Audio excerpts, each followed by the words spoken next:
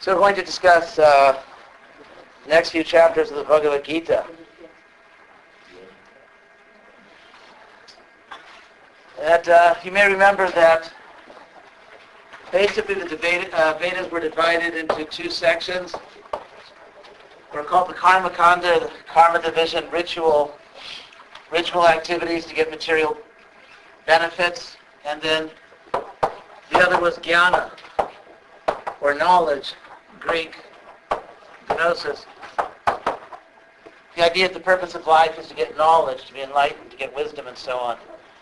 And this notion that knowledge is the goal of life and not merely ritual activities to get material enjoyment on this or other planets, of course, is something that was also espoused by groups outside the Vedic tradition, such as Buddhists and Jains and other Shramana traditions. So the Bhagavad Gita, which became the great synthesis, sort of the game changer in the history of Indian religions, and Krishna in the Bhagavad Gita will explain all of these things in a way which will actually, for many, many people from there on, become a definitive explanation.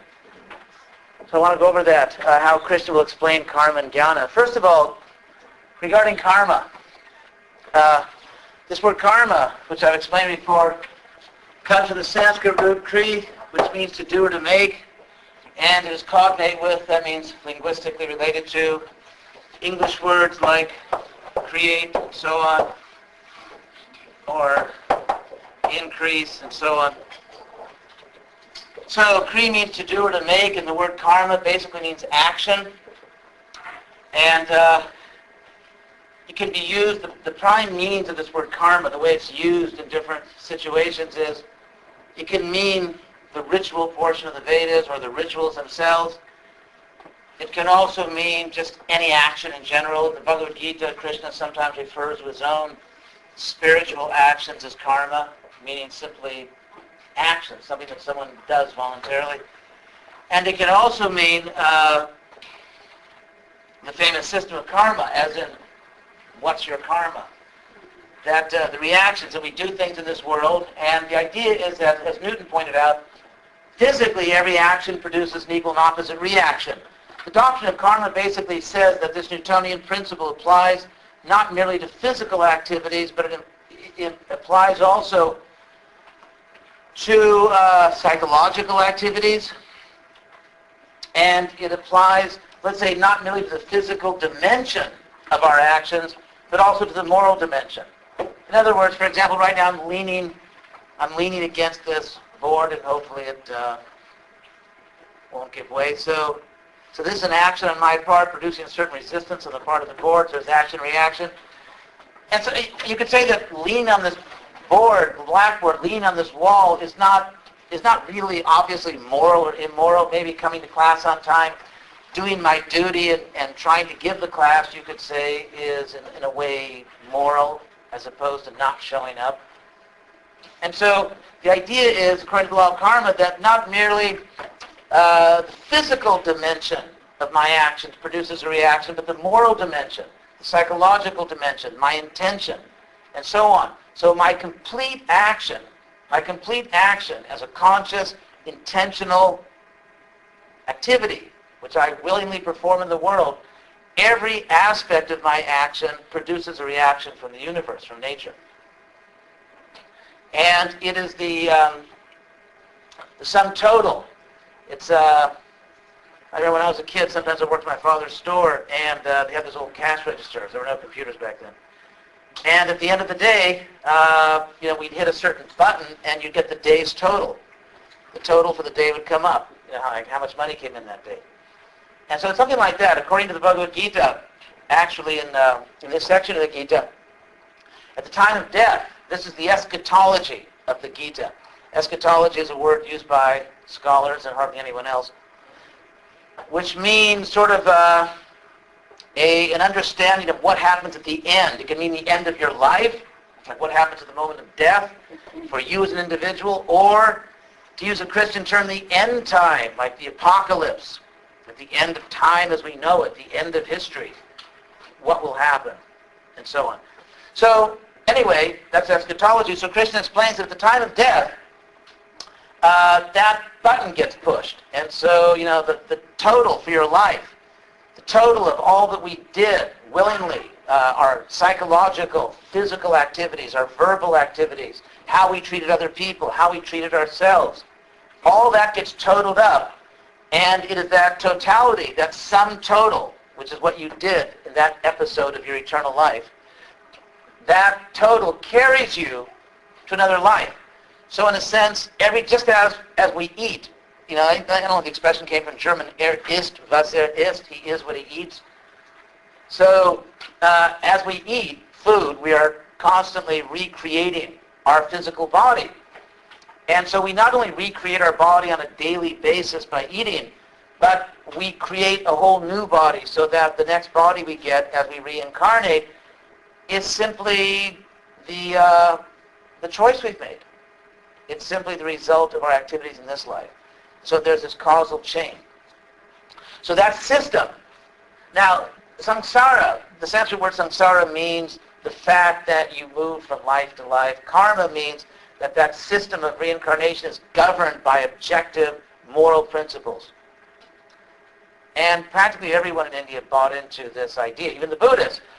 Even Buddhists that said there's no soul, they never quite explained to everybody's satisfaction how there's no person, no soul, like who gets the karma and why you're responsible for what you did since you don't exist. Anyway, so I think they finally gave up trying to explain that and just worried about getting good karma. So that's the general system that governs the universe. And interesting, there's a statement in a Sanskrit text called the Brahma Samhita which states that Jastvendra Gopamata Vendramat Ahosa Karma Bandhanu Rupa Philabhajana Matanoti, which means that it's sort of a poetic statement that from Indra, Zeus, the god of heaven, rain and thunder, all the way from Indra down to the Indra Gopa, which means like a germ or a little worm or something. In other words, no matter who you are, whether you're the Lord of heaven or a worm, like whoever you are, you have to accept your karma. Of course, worms don't really accrue karma in this system. The idea is that as human beings, because we have free will, we have sufficient cognition so that we can meaningfully say about a person, let's say who's relevantly healthy emotionally and physically, that person has free will, and therefore we're responsible. If someone pushes you, or let's say someone pushes you and you fall into another person, injure the other person, you're not really morally responsible if you were pushed. Whereas if you just jump on another person and injure them, you are responsible. So it all has to do with whether or not you are acting as a moral agent, whether you actually have sufficient understanding and free will to be morally responsible for what you do. And no one really thought that worms have that level of cognition. And so it's really human beings who are responsible for what they do and people above human beings. So now that's the general system. Yes? But couldn't you turn into an animal? Well, you could enter the body of an animal. I mean, it would still be you inside. But then, as an animal, you have free will? Not so much. Not so much. So that it said that in lower forms of life, we're simply going through the karma, the reactions of our previous actions. And so let's say a normal animal is not piling up new karma, it's just serving his or her time. And then once we've had those experiences as an animal, then you pop back up to a human life and you get to choose again. So would animal bodies be a kind of punishment? You could think of it as punishment, you could think of it as cosmic sensitivity training. The idea is, the general point here is that there's an interesting statement made by, what's his name? Oh my God. Protagoras, that's right, good old Protagoras, who was a sophist. Anyway, if you all know about the history of Greece. Anyway, he was having a sort of a discussion with Socrates. And Protagoras made the point that in civilized societies, punishment is meted out. People are given punishment not simply out of malice or a desire for vengeance, but to somehow reform them. I know in California, well, other places I'm sure they have what they call the Department of Corrections. They don't call it the Department of Punishment, they call it the Department of Corrections. And I mean, consider a parent, a good parent, a mother, father who, let's say, is moral and decent and loving and all that, presumably would only punish their child the minimum necessary to bring about an essential benefit, which could not be brought about by lesser means. Because if you're not bringing about an essential good for the person you're punishing, why would you punish them if you can't bring about any good? And why would you punish them more than necessary to bring about that good? So it seems to me, philosophically speaking, that a qualification of you could say, a perfect moral agent, and presumably God is not only all-powerful, if there is a God, we would expect, we would hope, God is not merely like really tough, but also virtuous, and we're not stuck in a universe ruled by an omnipotent psychotic, as you would sometimes be led to believe by reading certain theologies. But anyway, assuming that God is not merely omnipotent and omniscient, but morally perfect, it would follow that God would only cause pain or trouble or inconvenience to other living beings to the minimum extent necessary to bring about an essential good that could not be brought about by lesser means, which is somewhat redundant by saying minimum. But anyway, so that's the idea. So if you want to call it punishment, if you want to call it correction, if you want to call it enlightenment or necessary lesson, I mean, whatever word we want to use. Yes, you have a question. So, say you're reborn as an animal. Yes. Everyone's saying that. They say you're reborn as an animal. I'm starting to get worried about this. Yes. Why do you not want to be reborn as a lower form of life? If you're not cognizant of it. Ignorance is bliss, in other words. Yeah, I mean, like, I would love to be reborn as a wolf. Really? Or like a marmoset or something. I mean, or a duck. Because eventually I'll become human again. Right? I mean, by the logic. We also hear that, great sages took animal lives just for fun. Really? Dying, whatever they went through, died on. Really? Isn't it true? Like there was a sage that Peldu killed was that. Parks, many examples. Yeah. Well, that was very momentary, and it kind of backfired. If you know Spanish, salió por la culata. Wasn't there a great sage? What? Wasn't there a great sage who was really attached to his deer? He loved the deer. Yeah, but that was considered to be a fall down. Yeah.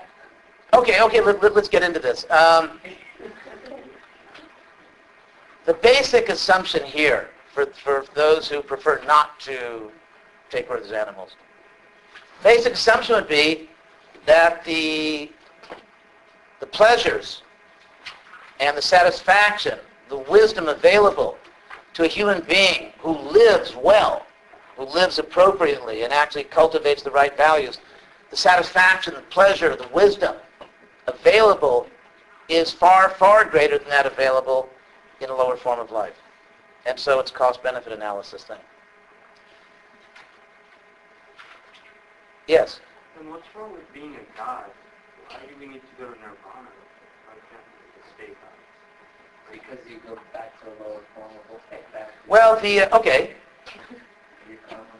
in the Bhagavad Gita, as we will see, if I ever actually explain it, that in the Bhagavad Gita, the ultimate goal is to literally discover, in the sense of uncover. The goal is to discover one's eternal spiritual nature as a divine person and to go back to one's real home. The idea is that this world is not really our home. It's sort of a virtual reality thing that we do, going through different bodies to learn different things, but ultimately our permanent real home is somewhere else. And that's where we're supposed to go. That's the teaching of the Gita.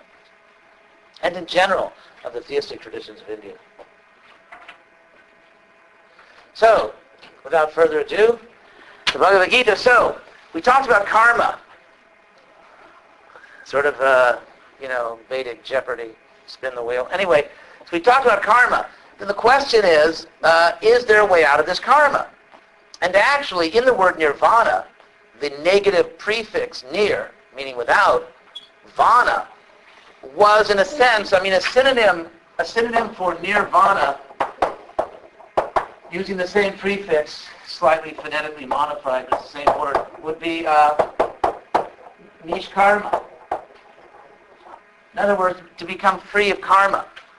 So the Buddhists, the Jains, the Vedic tradition, everyone recognized, everyone accepted that there is such a thing as karma, and that if one doesn't want to keep simply bouncing from one body to another, if you want a permanent, perfect life, you have to get liberation, moksha, which literally means release. You have to be freed, you have to be released or liberated from this cycle of birth and death, because, dying can ruin your whole day.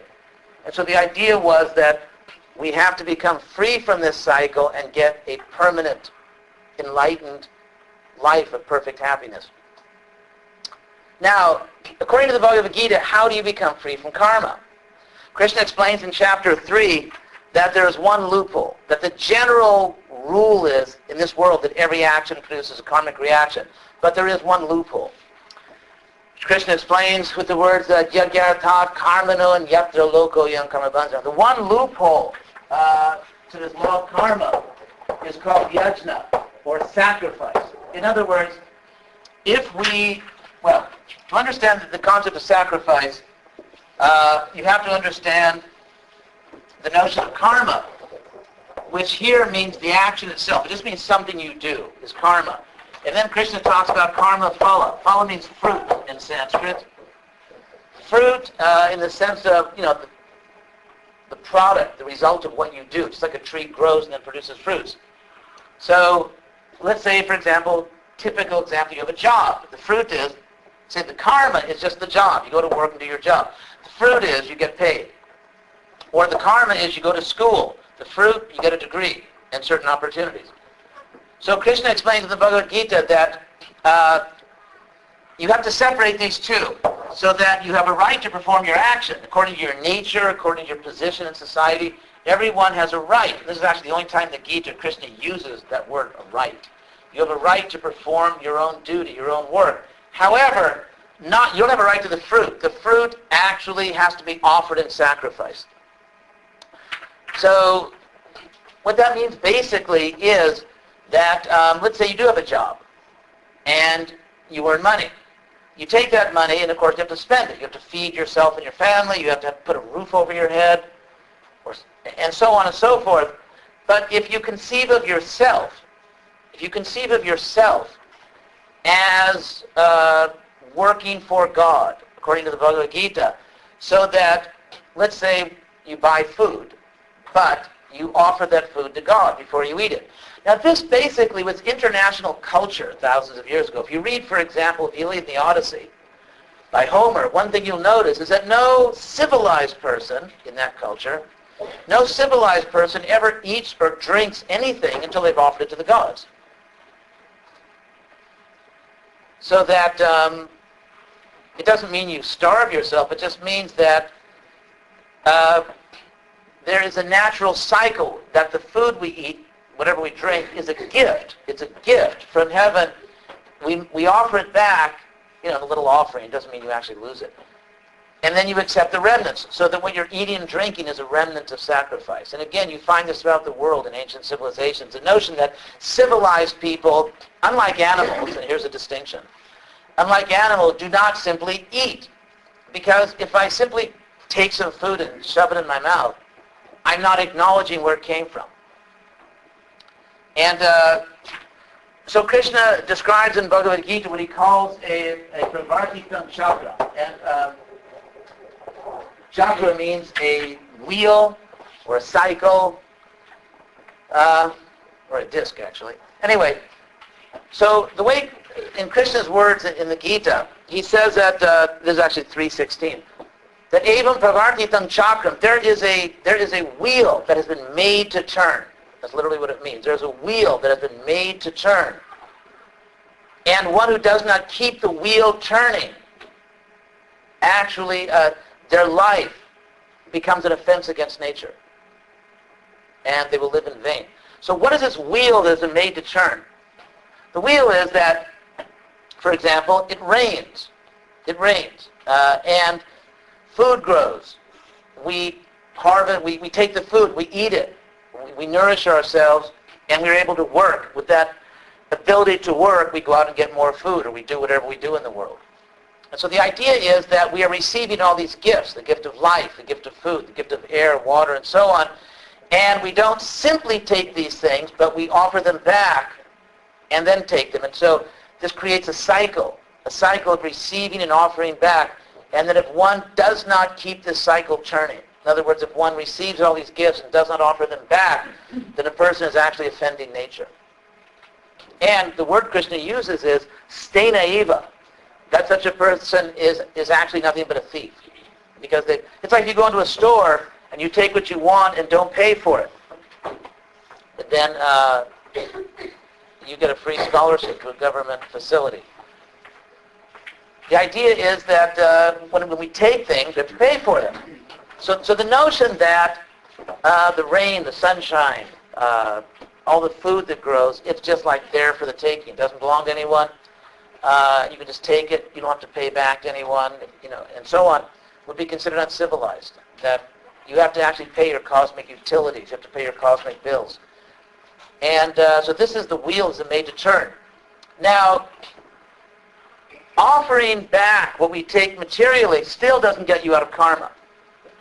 Because according to the Bhagavad Gita, if you, let's say, take all the material things you need, but you make offerings before you consume them, you make an offering, that makes you pious, and that will elevate you to higher worlds within the universe. But it will not liberate you because you're still within the material system. If you take whatever you're using, if you take your life itself and make it an offering to God, that a transcendent God that exists beyond the universe, then you're creating a relationship, a yoga, a link with the ultimate source of everything, who is beyond the universe itself. And so that connection, by connecting yourself to that which is beyond the universe, you will actually be pulled out of this universe. You will actually transcend the universe by connecting yourself and by depending upon that which is beyond the universe. And that is God with a capital G as opposed to the God with a small g. So according to Bhagavad Gita, this sacrifice, where you offer whatever you do to God, that is the one way to break out of the cycle of karma and become liberated. Any questions on that? No? So, let's see what time it is here.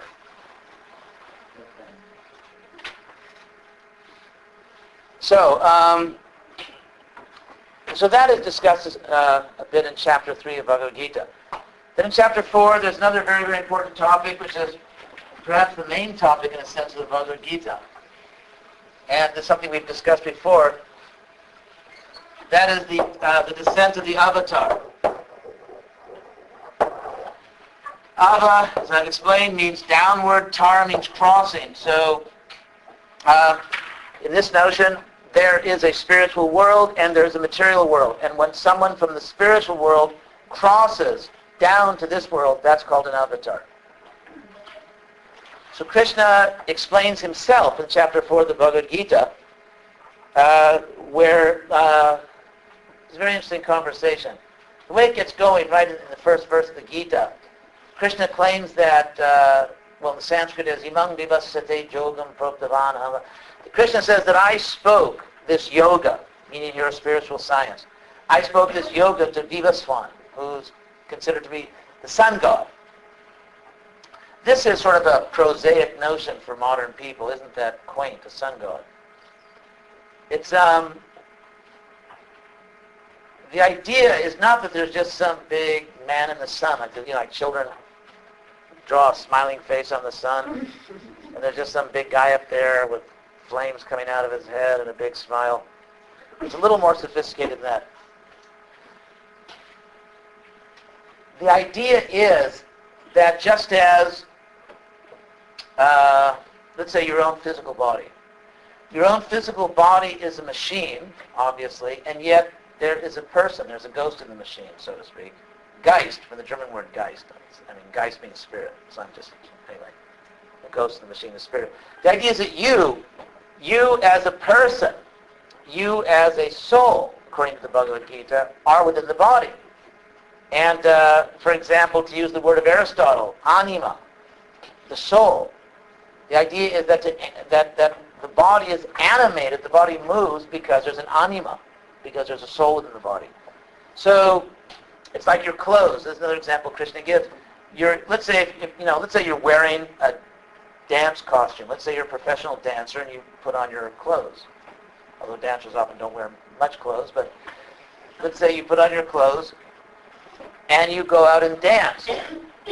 And so, let's say, for example, you're wearing a costume in a particular musical dance performance. You're wearing a costume that completely covers your body so that none of your actual physical body is visible. There's a mask and a complete covering of your body.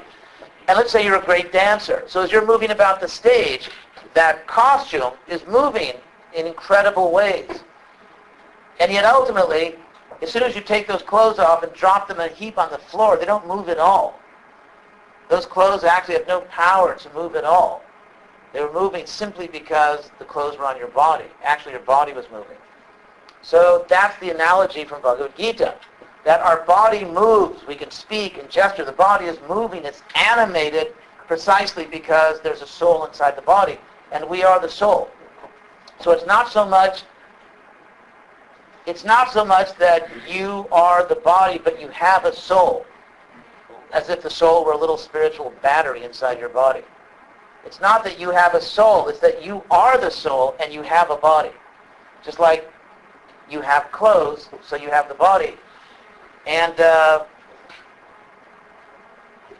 so that's why the body is moving. Now, going back to the sun, the basic idea here, which Socrates actually and Plato also talk about, and they're philosophers, the basic idea here is that throughout the universe, at every level, ultimately, personal consciousness governs mechanisms. Just like your body is a mechanism, but your personal consciousness governs it. You decide to stand or to sit or so on, or take a car. Human beings build a car or a computer, but ultimately it is personal consciousness exercising volition, free will, that governs the functioning of that mechanism. And so just as we have that experience here on Earth, the idea is that at all levels of the universe, mechanisms are governed by personal consciousness. And so taking the sun to be a mechanism, you could say, that mechanism also ultimately is governed by personal consciousness. So putting aside for a moment some of the more fanciful mythological notions of what gods and goddesses do, the basic philosophical idea, I think, is what concerns us here. The basic philosophical idea that personal consciousness ultimately, in all spheres of reality, governs mere mechanisms, which is not, in and of itself, an infantile idea. Whether you believe it's true or not, of course, your choice. I'm simply saying it's not philosophically unsophisticated or infantile. It's actually a serious philosophical position to take.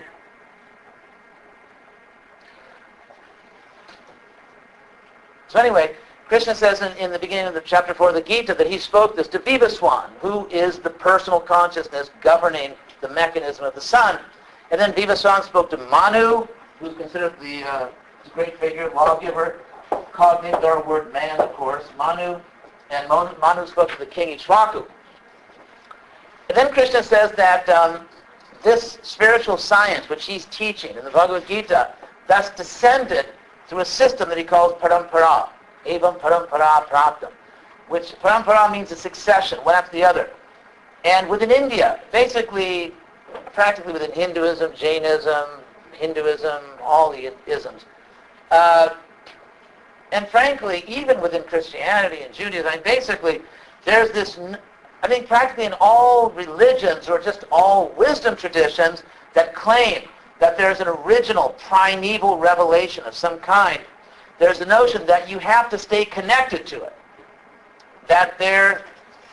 So that ultimately the highest truths are not attained by human beings, by themselves, with their own tough, inquisitive intelligence, just figuring things out.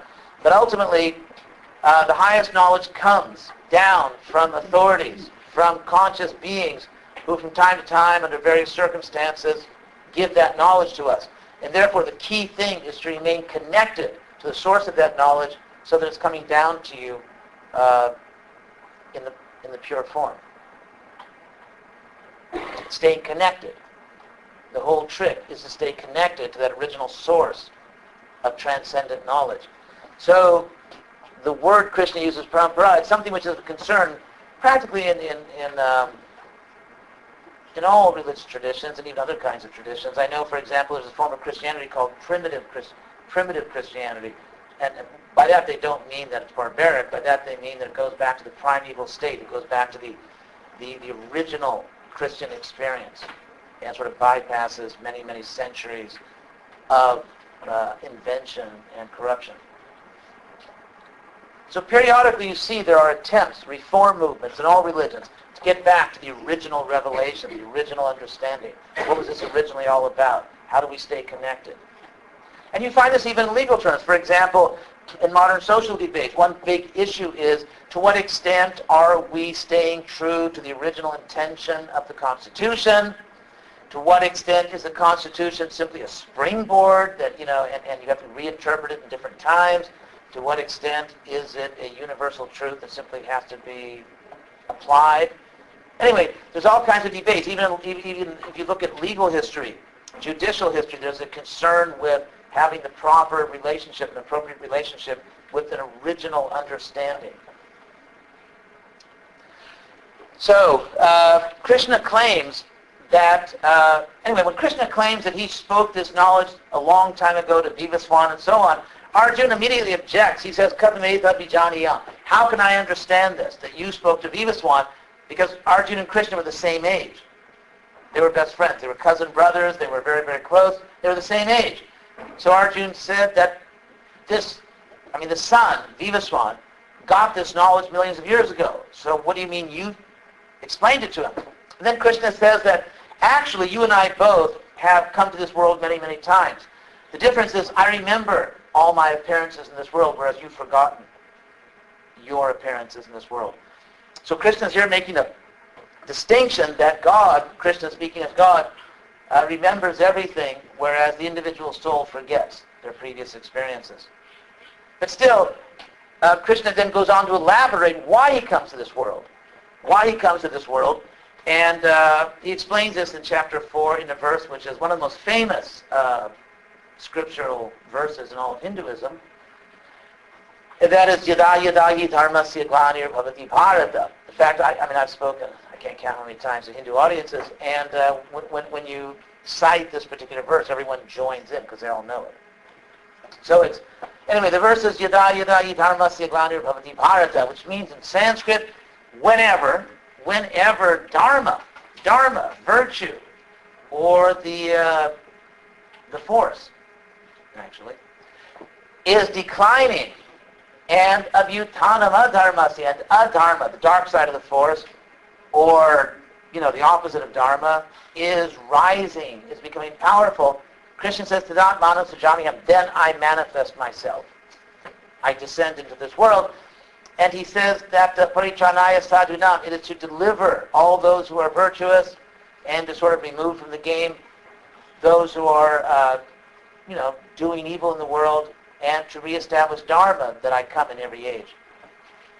So Krishna is saying, Sambhavama yuge. This is really at the heart of Hinduism. This is something every Hindu kind of learns when they're a child. That the idea that God comes in every age as the avatar. And it is specifically in connection with Krishna, or Vishnu, same guy, or Narayan, or Rama. It is specifically that we get this doctrine of the avatars. In Hinduism, some people worship Shiva, or Shakti, the goddess, and we'll talk about that later. But it's specifically in connection with Vishnu or Krishna that you have this understanding of coming in all kinds of incredible creative avatars, performing amazing activities, saving the world, saving other planets, and so on and so forth. So this is And Krishna talks about this in chapter 4 of the Gita. Any question on that? No? Krishna also explains in this chapter a very interesting point that that he explicitly says in chapter 4, text 33, Shreyan Dravyamaya Jnana Parantapa, that better than religious activities, which are simply rituals and ceremonies. Krishna is not saying that those are evil or don't do them, but he's saying better than offerings, which are simply ritualistic, is the offering of knowledge, of consciousness. In other words, let's say, and this of course is very much a bhakti tradition. Krishna is teaching bhakti or devotion to God. I can go to a church or mosque or mandir or synagogue or whatever, and as they say, chuck in a buck for luck, give a donation, hoping that I'll get some benefit from it. But my consciousness may be very weird. I know, for example, in Italy, often you see I mafiosi. The mafia people, they are very dutiful in their donations to La Chiesa, the church. And before they kill people and so on and so forth, they give a donation after they kill people. So what Krishna is explaining is, and this is not simply Italy, this is all over the world we find it. So the idea is that more important than simply offering some material object, like some incense in India, be a typical thing, or even some money, is offering your consciousness in the sense of trying to see the world the way God sees it. Not that we can achieve omniscience, necessarily in the Jain sense, according to Bhagavad Gita, but the idea is that God, as a perfectly lucid, transparently conscious being, sees the world as it really is. And if we try to see the world as God sees it, we achieve the highest degree of transparency and objective cognition possible. And so trying to see the world as God sees it is the offering of consciousness, rather than simply offering a material thing. And Krishna also makes that point and says that we should try to learn this spiritual discipline of sacrifice, of yoga, from those who actually know it. There's one statement, again in the Gita, that in this chapter 4, tadvidhi pranipaten, and so on, that by submitting oneself, in a sense, when you come to the University of Florida, say, you submit yourself to a certain system. That you got to take certain classes, certain required courses. You got to do certain types of homework, which one student in my last time I taught this class described as tedious. Probably is. Anyway, so probably is so. And when you fill out your evaluation, try to use a different adjective, a synonym for tedious. Anyway, so we submit ourselves to a certain discipline in order to get certain knowledge, or in order to get certain benefits. So Krishna said those who actually have the knowledge, gurus, will give the knowledge to us. Those who have actually seen the truth. Not merely memorize it, they don't merely believe in a doctrine. Those who have actually seen the truth can then teach the truth effectively. No questions on any of this stuff? I have a question about, would you equate mechanisms and rituals? They can be. For the Mimamsa people, rituals certainly are mechanisms. Remember that for the Mimamsa group, if you do remember them, they're the ones who said the gods aren't very important. The gods basically have the same religious status as things like milk cups and spoons and things like that. The gods and goddesses are just paraphernalia in the sacrifice. They have absolutely no discretionary power. The ritual is a powerful mechanism. It's like that example I gave. You go to the Department of Motor Vehicles, get your driver's license, assuming you are qualified in terms of your age, competence, and you pass the test, you pay the money. The person behind the counter has to give you a driver's license. The person behind the counter can't say that, I just don't like you, or you weren't nice to me, or I don't think that you love me. Therefore, I won't give you a driver's license. So the Mimamsa people thought that there is a cosmic bureaucracy. There's a cosmic bureaucracy. And if you pay your fees by doing sacrifice, then the universe has to give you certain things. And the gods have no discretionary power. They are simply cosmic bureaucrats. And so these religious rituals are absolutely objective mechanisms. And I would say this Mimamsa notion is like too much of a good thing. I mean, we certainly would want to live, I think, in a universe where God is not merely whimsical. There are some theologies, which I find very scary and irrational, where it said that God, for his own inscrutable reasons, for reasons which you will never know, has decided beforehand that certain people will go to heaven forever, certain people will be tortured forever, and that's just the way it is. And if you don't like it, you're challenging God, and it may get even worse for you. It seems to me almost like sort of like this divine bullying. That who are you? Who are you to question God? Personally, I would prefer to live in a universe in which things are done for good reasons, and if I am punished or if I'm rewarded, I'd like to know why, and I'd like to, like a level playing field. To be at the whim, to be at the inscrutable whim of some omnipotent being that has to give no explanation and will never know why I was tortured. It's just, it's almost like Guantanamo Bay. So the idea is that, so the Mimamsa people are saying, no, there's something objective about it. And even if there are gods and goddesses, they act reasonably according to objective principles. That's not altogether bad, but the Mimamsa's take it all the way to say that ultimately no one set up the system and you don't have to devote yourself to anyone. You can simply manipulate the universe, and there is no being who is responsible for the world the way it is. So, of course, all the theistic traditions objected to that and said it's taking a good thing too far. Yes? You were saying that Krishna says offering knowledge or consciousness is better than religious activities. But if you have no knowledge and you don't have God consciousness and you have no attachment to bhakti, is performing religious activities actually that? Krishna is not repudiating those religious ceremonies or rituals. In fact, when Krishna appeared in the world, he performed them himself. So Krishna's not repudiating it. He's simply saying one is ultimately more important than the other. One is more important than the other. And as far as saying, what if you don't have knowledge, it's yes. The Gita would definitely argue that if you have no interest in deepening your understanding of the universe, it's like, don't tell me, I don't want to know. And you think that, as Krishna says in the Gita, he quotes these people, say, Nanyadastiti Vajina, they claim, Krishna says, that there's nothing more than that. There's nothing more than performing rituals and getting material things in return, like power or fame or beauty or, getting to go to a higher planet. There's nothing more than that. And there's no purpose or value in trying to understand who am I, what is the universe, where does it all come from.